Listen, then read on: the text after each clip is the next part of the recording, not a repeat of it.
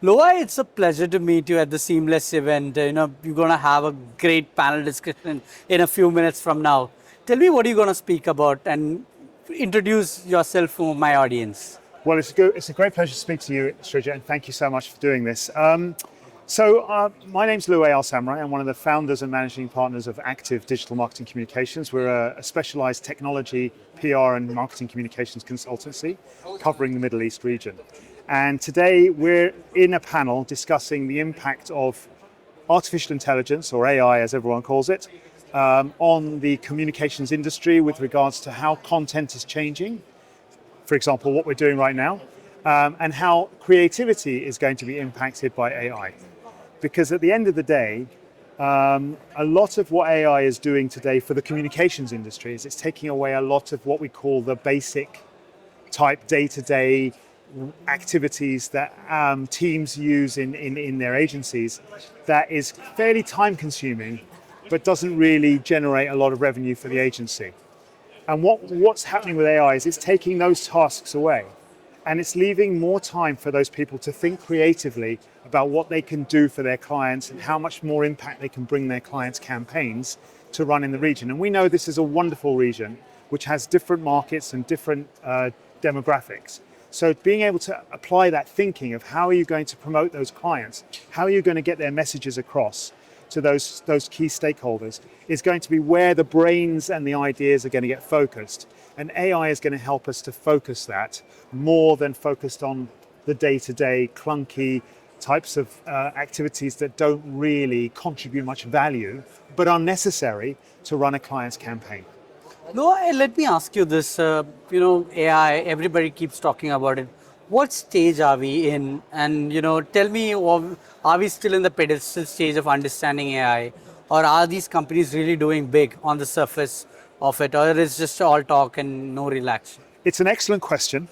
And it is actually very funny because I was just having a conversation about half an hour ago about the fact that we actually speak to some of our American clients and they still haven't quite got AI. Okay? There are also companies, and in this region, everyone is talking about AI, but how much they are practically implementing it is still a big question mark. And it's not because they're being lazy or they don't want to do it. It's because it is a very, very complex thing to try to apply to your organization. And then looking at where you can apply it, what solutions are available to you, how is it going to work, what do you want from it, is very, very, very complex. And so they need help doing that. And there are a lot of companies now who are out there to help those big clients, big corporates. But for the smaller, medium-sized companies, and let's face it, Srijit, here and in Saudi Arabia, 99% of the economy is small, medium businesses. They are going to struggle to invest in AI at the levels that the larger corporations are. So it's something that is still very much at a beginner level, if you take an average. But of course, there are companies that are far more advanced, but I would say they're probably in a very small percentage at this stage. Everyone's catching up. But don't forget the infrastructure has to be there for it too. And we're very fortunate in the Middle East because the Middle East is incredibly visionary. I mean, we know from the recent visit, the UAE, G42, Core 42, these companies are really leading the way globally. They are making an enormous impact globally. And they're making the UAE a force. And Saudi Arabia, with the recent launch of Humane, is going to be another force globally in the powering AI. But AI requires data. And it needs data processing for large language models. And data needs to be processed very quickly, and that requires data centers. And data centers consume enormous amounts of power and energy. So even in those areas, it's a complex and quite tricky situation because of climate change and climate impact to look at what data centers are doing and how much impact they're having on AI. So the fact is that a lot of these companies and leading people like the brains that we've got in Abu Dhabi, which are incredible, and in Saudi Arabia and Riyadh, they're already thinking about ways in which to power AI using solar, nuclear, wind, these kinds of technologies, so that they're actually thinking about how they can make it more energy conscious. So it's a long answer to your question, but it's a big variation in what people are doing and how they're applying AI. But I think it's still very much, as you call it, a pedestal phase for a lot of people. And there's a lot of confusion and fear around it too. Let me ask you one thing. We are at the Seamless event. Almost all of the companies here are financial fintech companies. Yes. You know, they're talking on AI. Yeah. And are these companies serious about reskilling their employees to adapt to these changing AI integration models that they are bringing up? I think it's going to be a mix of two things. What you're going to hear a lot about is agentic AI.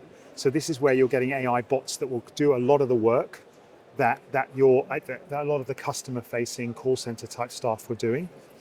So they're going to start taking that over, and those call centers and those staff are not going to be laid off and made redundant. They're going to find other focus areas for them to do. Maybe slightly less of them, but they're going to be able to do different things as well with those people. But agentic AI is going to play an enormous part in what people are discussing here today. Because let's face it, and you know this, because you have a bank and they irritate you every day, right? And I have a bank and they irritate me. It's customer experience and customer service are paramount. And it's one of the big things that everyone complains about with their experience with banks, not just in the region, but globally. So anything that can be brought in to make that customer interface far more efficient and effective without losing some of that human connection is going to be very important. And that is a key element of what Seamless is going to be talking about today and over the next 2-3 days, is because that's what's going to be the key area of focus for AI. Louay, before I let you go for the panel discussion, let me ask, before we were filming this interview, you spoke about NVIDIA doing Yes. some magical job with this AI. Yes. And you see a lot of investments UAE is doing, is planning to do in the future as well in this. What are these companies really up to? Where are we going? Is there something magical that's going to come to us and, you know, change the entire way we do business altogether? What's your perspective? Well, to take your last bit, of course, yes, it's going to change the way we do business. I mean, that is a fact. And we were discussing how mentally every human being has to be prepared to adapt for that. Okay? The fact of the matter is that if you remember, when you used to buy your laptops, there used to be this little sticker on it that said Intel inside. So at the end of the day, NVIDIA is very much that Intel inside in a country's infrastructure, in a country's AI strategy, in a corporation's AI strategy. So these microchips, these chips that they use, are incredibly important. These semiconductor chips, they're all incredibly important. They've become a real, they're almost like oil now. They're as valuable, if not more valuable than oil. And so people are very, very anxious, very, very exhilarated or excited about trying to get as much of that technology, as many of those microchips in, because they're the ones that process the data a lot faster. And of course, AI is data, and the faster you can process that data, the quicker the language learning models learn and change and adapt, and the algorithms change and adapt. So the faster it goes, the faster it can compute. So NVIDIA has become a barometer for the AI industry. It's become a very much a part of how AI is being approached on a country level and on a corporate level. It plays a big role. Lots going on there. I'm going to leave you at that. Thank you so much for taking You're time. very welcome, and thank you.